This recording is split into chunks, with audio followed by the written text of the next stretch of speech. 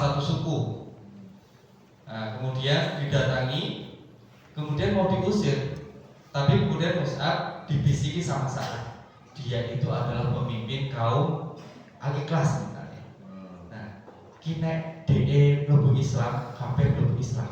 Akhirnya Mus'ab menyampaikan, kalau dia mau duduk mendengarkan, kita sampaikan. Tapi kalau dia tidak mau duduk dan mengusir kita berhenti. Sampai kemudian Mus'ab tentunya dengan berdoa kepada Allah meminta agar dilunakkan hatinya tokoh ini tadi. Datang, kalian sedang apa? Jangan kemudian mengganggu kaum kami. Tunggu sebentar, silakan duduk dulu kalau mau mendengarkan. Tapi kalau tidak, kami akan pergi dan kami akan berhenti dan pergi. Akhirnya tokoh ini duduk, kemudian dibacakan ayat-ayat Allah, disampaikan maknanya yang mendalam, kemudian disampaikan dakwahnya Rasulullah. Dan tokoh ini kemudian yang tadinya berwajah garang, pengen ngusir, pengen piye carane wong ngindang lunga, langsung tersenyum. Ternyata indah apa yang disampaikan, ternyata damai apa yang disampaikan, karena selama ini belum pernah ada yang menyampaikan seperti ini.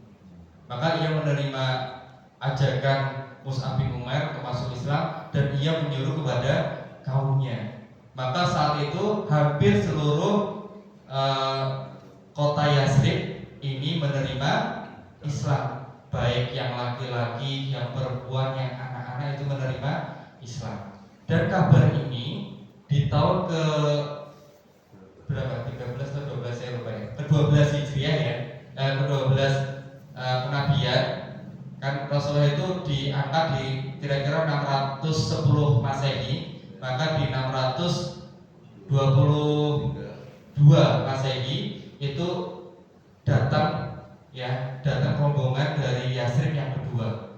Yang kalau yang pertama 6 orang ini di Bai'at Aqobah yang pertama, dan bai'at itu isinya adalah untuk tidak menyekutukan Allah, tidak berbohong, tidak mencuri, tidak berzina. Yang intinya adalah meneguhkan akidah. Belum ada di bai'at pertama itu siap berperang, boten enten. Siap nopo sholat itu saat itu juga belum ya. Maka saat itu memang di Aqobah pertama adalah menguatkan akidah dulu. Namun di Aqobah yang kedua, yaitu di tahun ke-12 kenabian, ini saat itu kan memang betul-betul orang-orang Yathrib yang beriman ini ada kurang lebih 75 orang yang datang ke Mekah untuk berbaiat.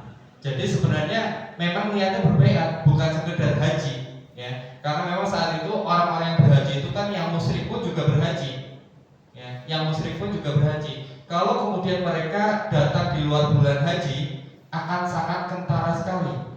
Wih, kayak mau Yathrib dong ngopo ini. Misalnya mau Wonogiri dore ini ngopo ya? Iya. Misalnya dong ngopo itu. Tapi ketika haji itu baik yang musyrik, baik yang mukmin itu semuanya datang. Jadi tidak kentara. Orang ini mau ngapain? Maka salah satu misi utamanya adalah berbaiat kepada Rasulullah, tapi bersama dengan orang-orang yang berhaji. Maka di tahun ke-12 kenabian inilah kemudian ada baiat yang kedua. Dan baiat ini tidak langsung seperti ini. Misalnya di sini ada 75 orang, saya baiat betul, tapi sedikit-sedikit. Dan itu dilakukan di malam hari. Karena musim haji itu kurang lebih kan 3 bulan.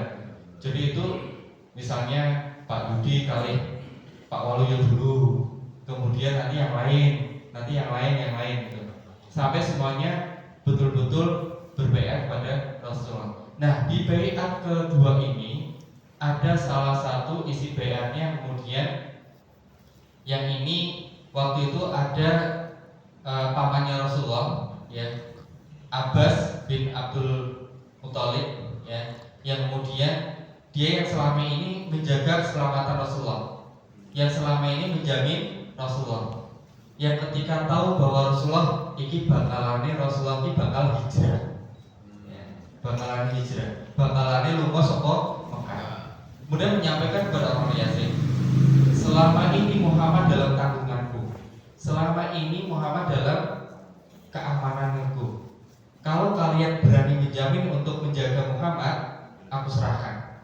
Kalau kalian menjamin keselamatan Muhammad nanti, aku lepaskan. Maka mereka pun juga kemudian berbaiat. Tapi ada satu orang yang kemudian ada keraguan-keraguan. Sebentar, ojo belum salaman gitu ya. Berbaiat itu kan bersalaman ya. Nah, saat itu ada satu orang yang kemudian mengatakan, kalian paham nggak isi baiat tadi? Bahwa kalian itu menjamin keselamatannya Rasulullah. Artinya apa? Kalian rela berkorban, rela berperang, rela memberikan apapun untuk keselamatannya Muhammad.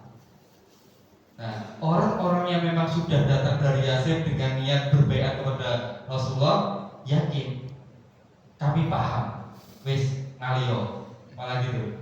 Kami paham dan ngalio. Akhirnya mereka berbaiat kepada Rasulullah.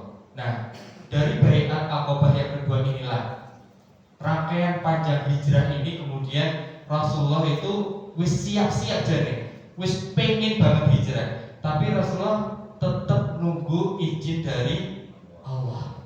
Maka saat itu para sahabat sudah mulai angsur-angsur hijrah. Kalau dulu hijrahnya itu ke Abbasiyah, ya, kemana? Ethiopia ya, Habasyah, ke Habasyah. Maka yang saat ini adalah ke Yasrib. Karena di Yasrib sudah apa? Ternyata sudah dipersiapkan Rasulullah ketika menugaskan Mus'ab bin Umair, bukan sekedar menugaskan berdakwah saja, kamu siapkan orang-orang di sana menerima Islam. Maka satu kota itu siap menerima Islam. Maka ketika Rasulullah hendak berhijrah ke sana, Rasulullah masih menunggu izin dari Allah. Yang pertama dilakukan adalah menghijrahkan para sahabat dulu. Ya, ada banyak sekali hijrah dari para sahabat. Yang pertama adalah hijrahnya Umar bin Khattab. Ini paling ganas ya. Nah, Umar bin Khattab membawa pedang, menyiapkan pedang, sementara tangan kanannya membawa busur. Ya. Kemudian berdiri di hadapan para kaum Quraisy. Sopo wonge sing pengin ibuke dan kelangan anake, sing pengin anake dadi yatim, sing pengin bojone dadi janda, ya, enteng karo aku ning bukit kae. Saiki sapa wonge sing bakal wani nyegat Umar bin Khattab.